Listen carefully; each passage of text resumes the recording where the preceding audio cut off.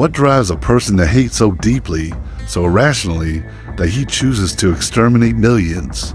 Not in secret, not in a moment of madness, but with careful planning, public speeches, and bureaucratic precision. But understanding how we got here, how one man's broken dreams turned into a continent's nightmare might be the only way we ensure it never happens again. It comes from the cracks in history we rarely dare to look into. This story isn't comfortable. It shouldn't be. So, settle in, because what you're about to hear doesn't come from a textbook. Act I, the seed of a dream before the gas chambers, before the swastikas, before the speeches. There was a dream, and it might surprise you to know what it was. He dreamed of becoming an artist, a painter, to be exact, a young man with a portfolio of sketches and a dream of making it into the Vienna Academy of Fine Arts. Adolf Hitler didn't grow up dreaming of world domination or genocide. It sounds almost poetic until you realize how that dream, when crushed, began to rot. He applied. He was rejected twice. The Academy told him, bluntly, that he didn't have the talent, and that rejection hit harder than we often realize. He was charismatic, strategic, and unapologetically anti-Semitic. And here's the twist. Luger wasn't even consistent. He had Jewish friends, but he weaponized anti-Semitism for votes. Pamphlets warned of Jewish conspiracies. Nationalism wasn't just patriotic, it was exclusionary, because it didn't just challenge his skills, it challenged his sense of identity. Imagine being told that the one thing you believed you were born to do, you're not good enough for it. Some were pseudoscientific, others openly racist. But to him, that provided something his life lacked: order. But under the surface, Vienna was also a breeding ground for racism, nationalism, and conspiracy theories. And instead of facing that pain, he did what many do. He looked for someone else to blame. The city that shaped him, they were discussed in salons, debated in journals, taken seriously by academics. It wasn't just fringe madness, it was becoming cultural common sense. It sounds ridiculous today, but back then, these ideas were gaining traction. Vienna, at the time, was dazzling, a multicultural hub, Jews, Hungarians, Czechs, Germans, all living in this sprawling melting pot of cultures and tensions. It was in Vienna that Hitler first encountered anti-Semitism in a form that was political, organized, and public. There was one man, in particular, who left a deep mark on him: Karl Luger, the mayor of Vienna. And that idea stuck with Hitler. Hate sells. From the cafes of Vienna to the steps of public buildings. Anti-Semitism wasn't whispered, it was shouted. Newspapers published racial theories. He sold postcards to survive. He slept in libraries to stay warm. And in this storm of noise and failure, Hitler started listening, and steady can be more dangerous than sudden. He absorbed it. From newspapers, from mayors, from public figures who weaponized fear to climb the ladder. They were enemies, symbols, scapegoats, a convenient target for every personal and national failure he would later encounter. The shift from art to ideology. As his artistic aspiration crumbled, Hitler began reshaping himself. He read obsessively books, articles, fringe manifestos. Not all made sense. In those texts, he found excuses. Maybe he wasn't untalented. Maybe the system was rigged. Maybe the Jews controlled everything. A cause. He wasn't alone in believing it. That's what made it so dangerous. One especially influential figure was Lanz von Liebenfels, a writer who blended twisted versions of Darwinism with occultism and racial purity. They weren't laughed at, and how it gave birth to one of the most dangerous lies of the 20th century. Let that sink in.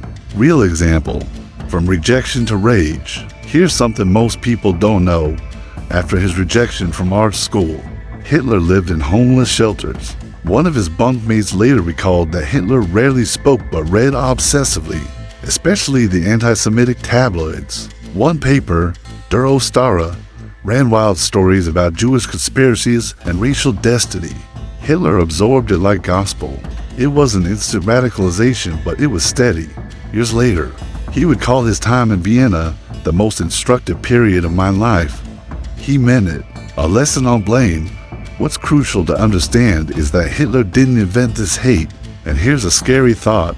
It worked. Because blaming others is easier than confronting your own failure.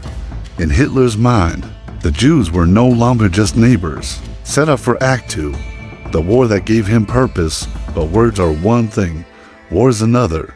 And when the Great War broke out in 1914, Hitler found what he had always craved, belonging. He volunteered for the German army. He fought. He was wounded, decorated, but more importantly, he became part of something bigger than himself until that cause fell apart, and with it, his reality. The next part of our story takes us into the trenches of World War I, the psychological trauma of defeat.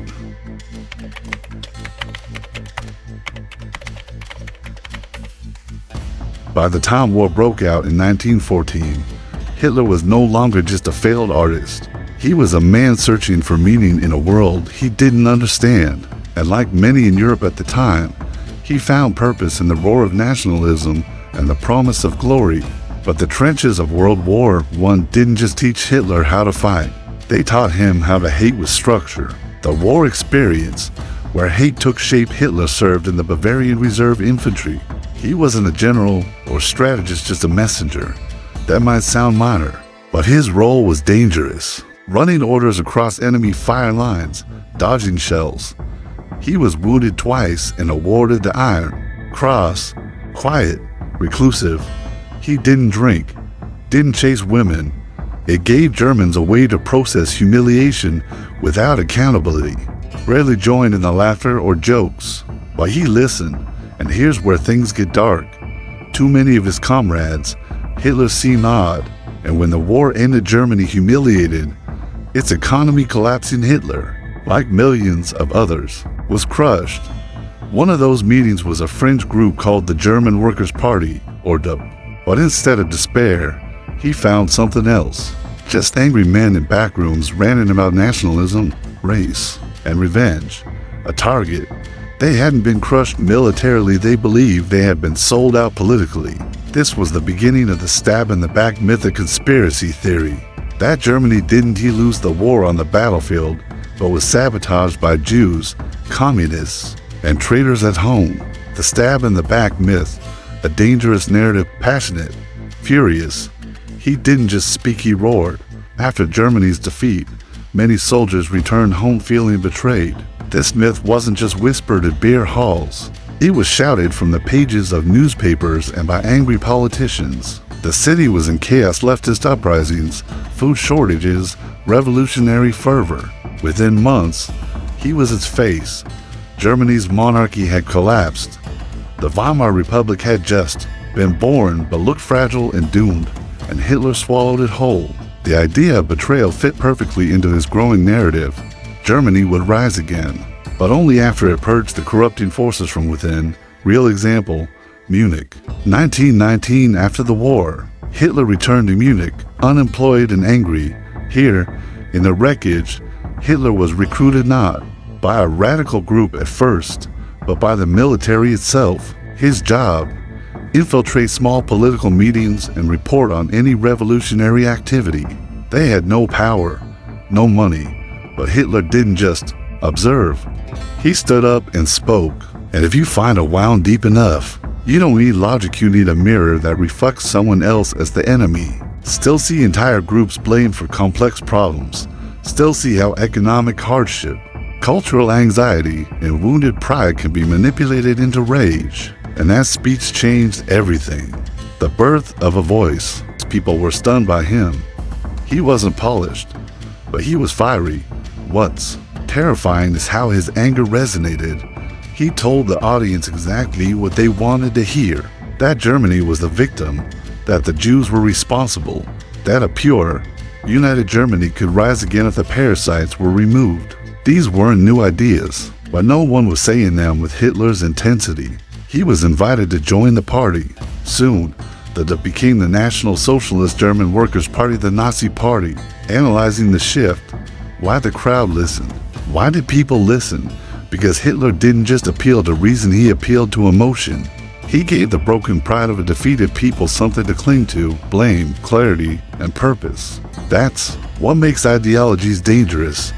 It's not just about hate, it's about offering meaning to the meaningless. In a nation stripped of identity and confidence, Hitler promised restoration, and he pointed to a single scapegoat, the Jews. Over time, his ideas became more extreme, more conspiratorial, but the framework was always the same: purity, power, and vengeance. Personal commentary, lessons from modern parallels. You don't need a time machine to see echoes of this. Today, we still see leaders rise not through hope but through fear. Hitler's rise teaches us that propaganda doesn't need facts, it needs wounds. That's how people start to cheer for things they once thought unthinkable. The Beer Hall Putsch, a test run for tyranny by 1923. Hitler thought he was ready. Inspired by Mussolini's march on Rome, he and his followers attempted a coup in Munich known as the Beer Hall Putsch. It failed. He was arrested and sent to prison. But failure doesn't always destroy. Sometimes it incubates. In prison, Hitler wrote Mein Kampf, part autobiography, part manifesto. It laid out everything: his worldview, his plans, his racial theories. Few read it then, but those who did were warned. Everything he later did, he said he would do. It wasn't hidden.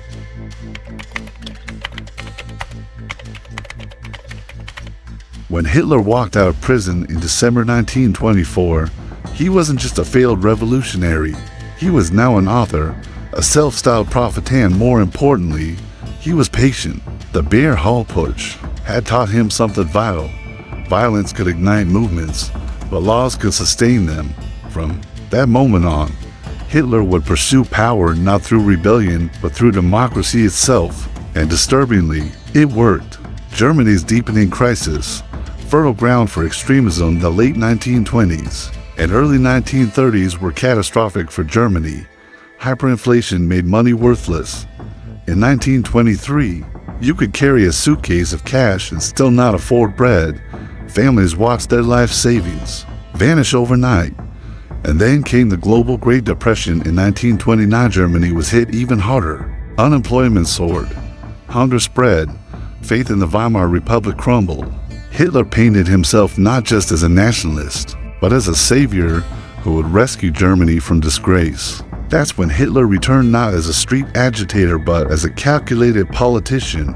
Hitler still didn't have total control, but he had momentum and millions of Germans cheering his name. The Nazi Party rebranded itself. Its rhetoric was still extreme, but it now promised order, dignity, and revival. People listened. Desperation has a way of blurring judgment. The 1932 election, democracy on a knife's edge. By 1932, the Nazis had become the largest party in the Reichstag. President Hindenburg, old and ailing, didn't trust him, but political pressure forced his hand. In January 1933, Hitler was appointed Chancellor of Germany.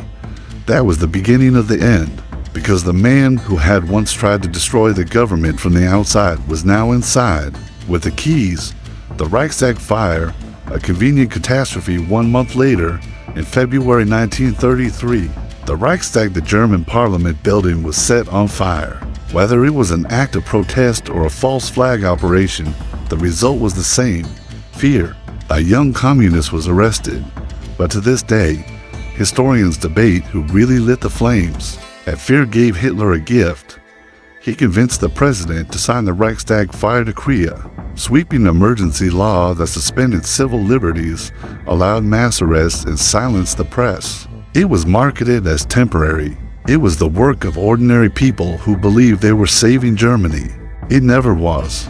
The Enabling Act, Democracy Dies with Applause, March 1933. With the country in chaos, Hitler pushed through the Enabling Act, a law that gave him full dictatorial powers. He didn't abolish democracy, he used it.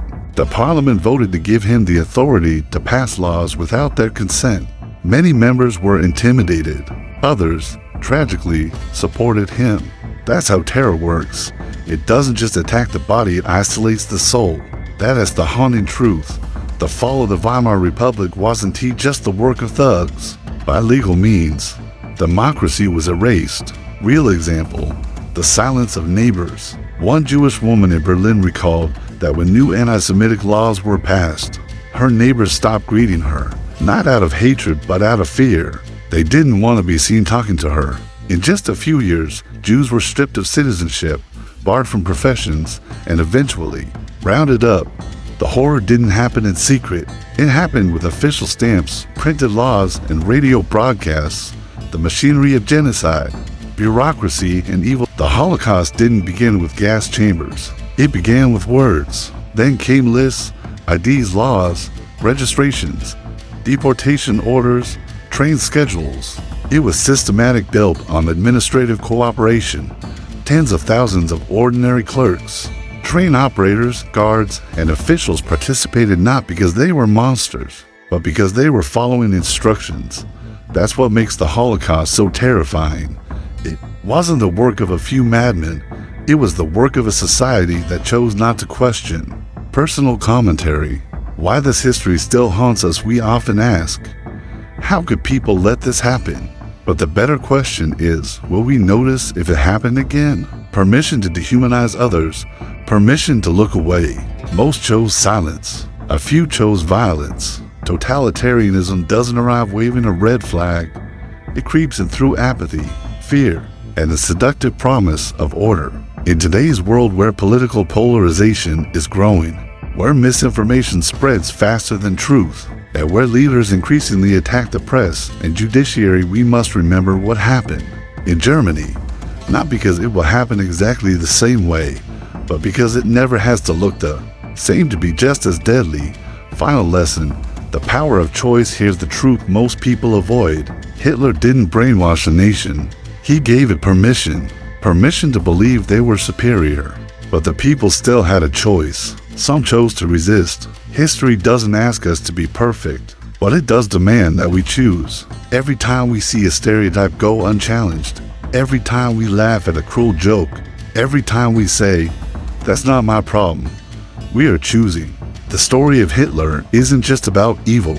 It is about the conditions that allow evil to rise and the many quiet steps that lead to catastrophe. And maybe, if we remember that, truly remember it, we can stop it from happening again. But that starts with you.